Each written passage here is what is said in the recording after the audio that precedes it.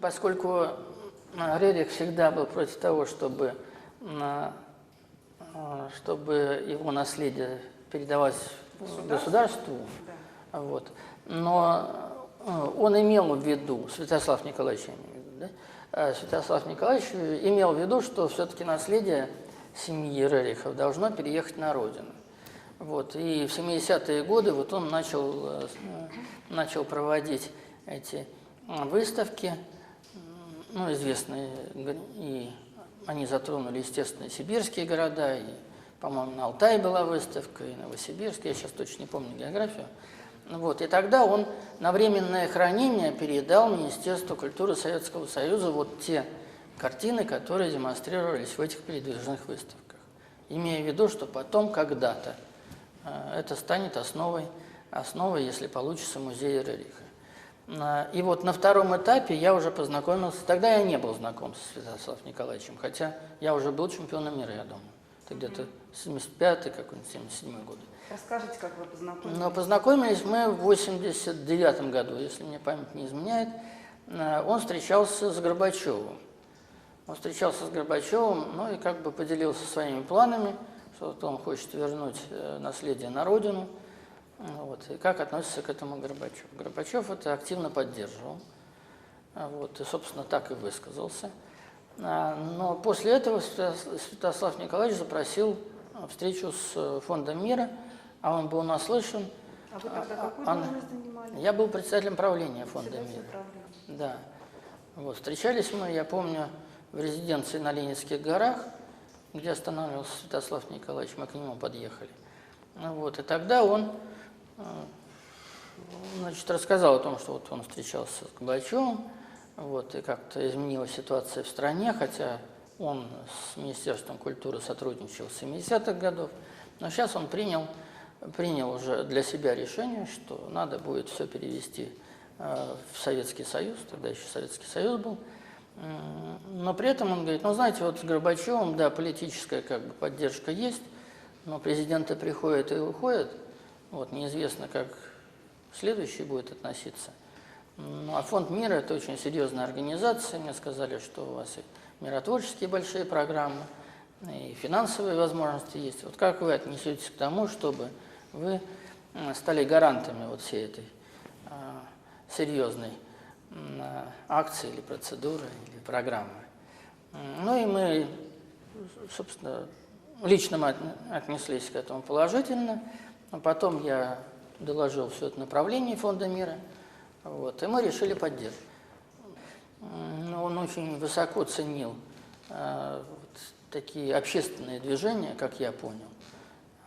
И как-то вот он...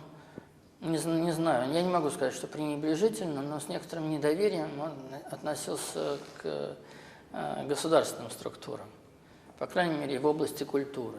Ну, вот. У него были для этого все основания, и нынешняя история это подтверждает. Да, правильно.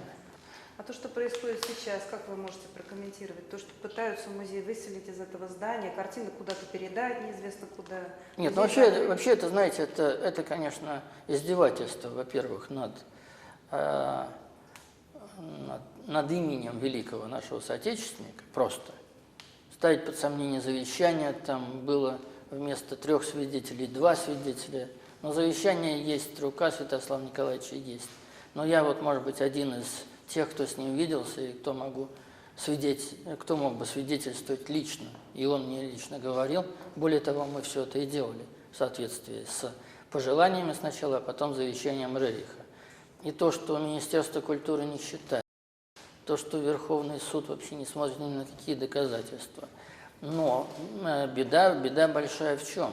Беда большая в том, что, и я, собственно, на конференции говорил, не первый раз говорю, что не принимается решение на государственном уровне, а опасность огромная. И Верховный суд вот по пожеланию Министерства культуры, причем какое Министерство культуры вообще? О чем разговор?